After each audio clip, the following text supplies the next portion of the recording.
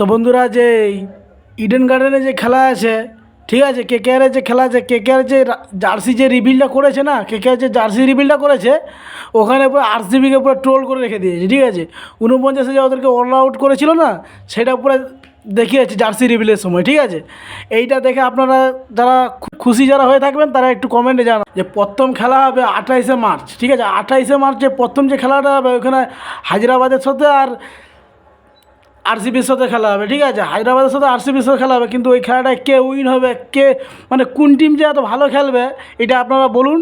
ঠিক আছে, আমার তো মনে হয় ভাই, মনে হয় বিরাট কোহলি জিতবে। কেন, বিরাট কোহলি ওদের যে যে ক্যাপ্টেন এখন আছে ভালোই ফর্মে আছে। কিন্তু হায়দ্রাবাদের যে টিমটা আছে ওইটা কিন্তু খারাপ নয়। ঈশান কিষান আছে, ট্রাভিস হেড আছে, মানে মানে এক একটা বলতে গেলে দানব, একটা আছে দানব। ওদের সামনে কি বিরাট কোহলি ওরা কি টিকতে পারবে?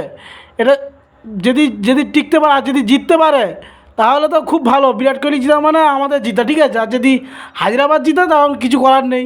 ঠিক আছে, ওইটা আছে কাবিয়া মানে আমাদের ম্যাডামজির, ঠিক আছে, টিম কি